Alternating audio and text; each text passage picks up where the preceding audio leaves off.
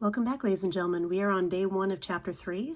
We are going to be looking at day 1 of section 3.1, explanatory and response variables, displaying relationships with scatterplots, describing a scatterplot. At the end of this lesson, you'll be able to distinguish between explanatory and response variables for quantitative data, make a scatterplot to display the relationship between two quantitative variables, and describe the direction, form, and strength of a relationship displayed in a scatterplot and identify unusual features. By the end of this lesson, go ahead and try these problems. Let's begin.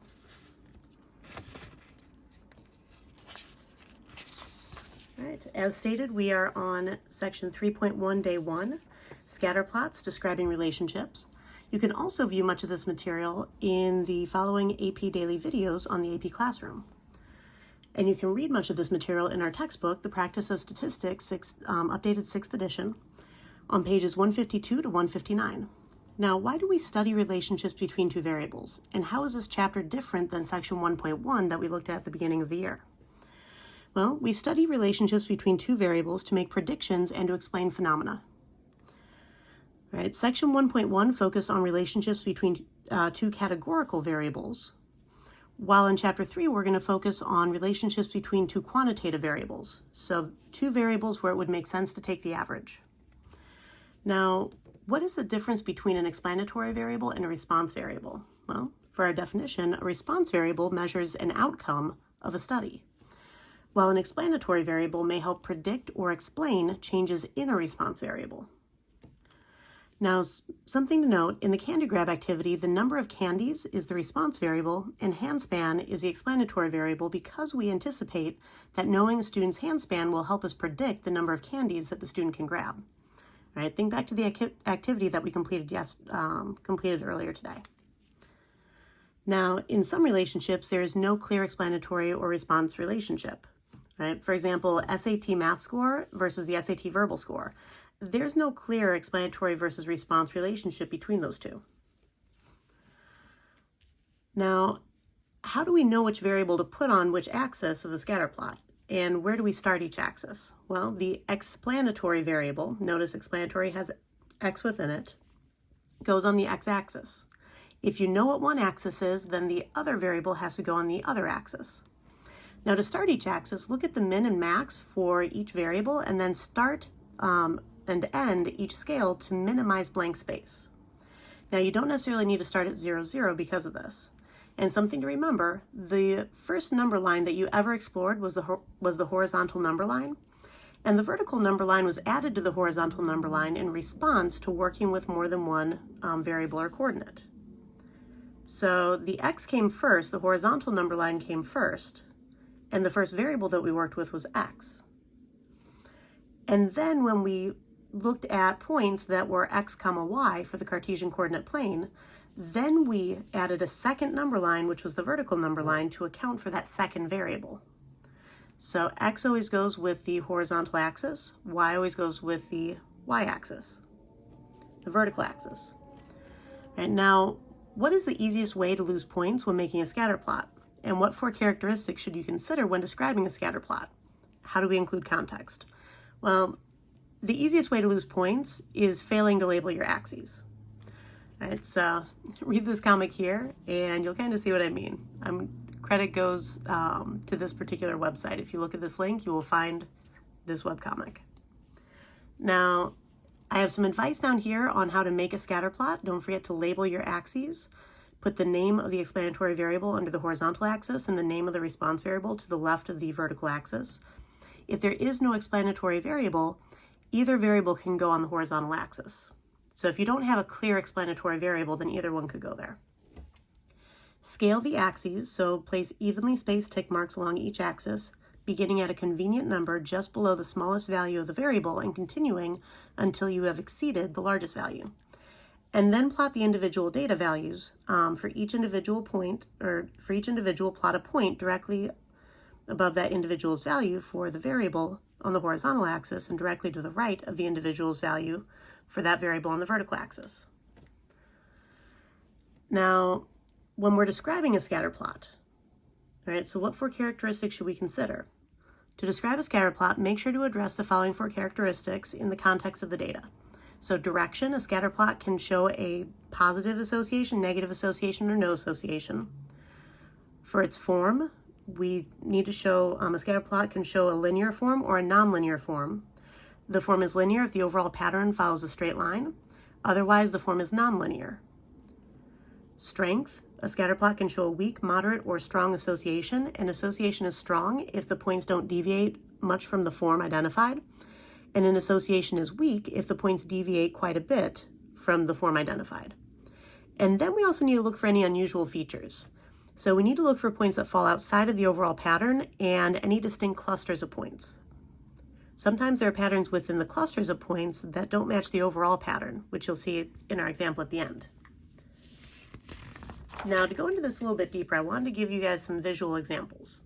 So describing direction, positive, negative, or no association. So we have the definitions over here. And essentially a positive association is that as your x values are increasing, your y value should increase also. All right, this shows a general positive trend. As the payroll increases, so does the number of wins.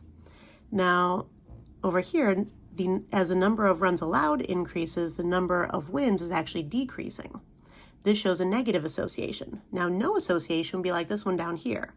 Knowing the height of a student does not help to predict how much he or she likes to sleep on Saturday. All right, so this shows absolutely no direction to these points, either up or down, which means that there is no association here. Now, describing form, don't let one or 2 points sway you. All right, so the scatter plot on the left down below here shows the relationship between duration in minutes of an eruption and the interval of time until the next eruption in minutes of Old Faithful. Right, the guys are in our national park, right, during a particular month.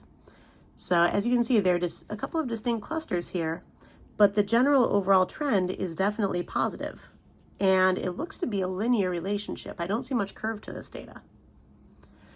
Now, the scatter plot on the right shows the relationship between the average income, gross domestic product per person in dollars, and fertility rate, the number of children per woman, in 187 countries. So each one of these points represents a different country.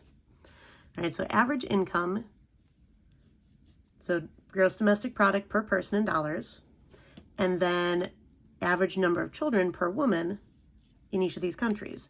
And as you can see, this definitely does not have a linear relationship. There's a distinct curve to this. So the graph on the left shows a positive linear relationship. The graph on the right shows a negative nonlinear relationship. As the average income is increasing, the number of children per woman is definitely decreasing. All right, but it's not doing so at a linear rate, it's doing so in a nonlinear rate. Potentially, looks like this could be exponential in nature or something along those lines. Right, now, when you're describing the strength, what you're really asking is how closely do the points follow the form? Right, now, we're going to discuss this more when we get into our next section and we look at the correlation coefficient. Right, now, right here, you'll see that this pretty much has no correlation at all. This one has a kind of a weak negative correlation. If you were to draw an oval around this, it would be almost circular. And then as I go over to here, I have more of a moderate positive relationship. If I draw an oval around this, I can more clearly see the direction that this is going in. Now, these down here at the bottom, this one shows kind of a moderately strong negative relationship. Right? It's definitely still much more of an oval, but I can tell that's going this negative direction. Now this one, the oval's a little bit tighter. There aren't as many points trying to move away from where I would draw my line. And so this one's a much stronger relationship, right? The oval is still tighter. And then this one, the oval is almost tracing on top of the line that we would draw through these points. This one is a very strong negative linear relationship. Right? So the graphs progress from no association to a very strong association. The top line from left to right shows no, weak, and then a moderate association. And the bottom line from left to right shows moderately strong, strong, and very strong associations. And the last thing that we need to look at are any unusual features. So I want you to take a look at this point over here on the bottom right-hand corner. This is going away from the general pattern of these points. So this is generally kind of a more moderate positive linear relationship. But then you get this point way out here, right? And if we were to create an equation with this, it would actually pull our line to more of a negative relationship. So this one is a very influential point on what would happen with any sort of equation we would try to write to describe this. Right? So points like this that go outside of the regular pattern, and then also any sort of distinct clusters. For example, I see two distinct clusters within the Old Faithful graph. I would want to note those. I would want to identify those as part of my description. Right? And finally, for our example, the scatter plot to the right shows the amount of sodium in milligrams and amount of fat in grams in salads from McDonald's with no dressing. Describe the relationship between sodium and fat. Now, as you can see here, this one, the points start going this way, and then they kind of dip over here and then dip back this way. So this does not seem to be linear. All right, so the overall trend, the relationship between sodium and fat, now it is positive because it is trending upward generally. And it does seem to be moderately strong. If I were to draw kind of an oval around this, I could draw a tight outline around this. So I would say that the relationship between sodium and fat is positive, moderately strong, and nonlinear because of this curving. Now the thing to note is that there are three clusters of points, and these three clusters of points represent salads. The first one over here is without chicken. This one right here is with grilled chicken, and this one up here is with fried chicken. Once you know what those three distinct clusters of points represent, then it kind of makes sense that they would be in different places. And within each cluster, there is actually a strong positive linear association between sodium and fat when taken separately. When you look at them all together, then the relationship becomes nonlinear. So whether or not we would refer to this as a linear association or nonlinear depends on whether or not we talk about the clusters independently, or whether we look at all together as one giant trend. Right? This is why we need to note any clusters of points within the graphs, because sometimes they have a very specific meaning, and we should actually look at them separately. All right, go ahead and try these problems, and I will see you in class.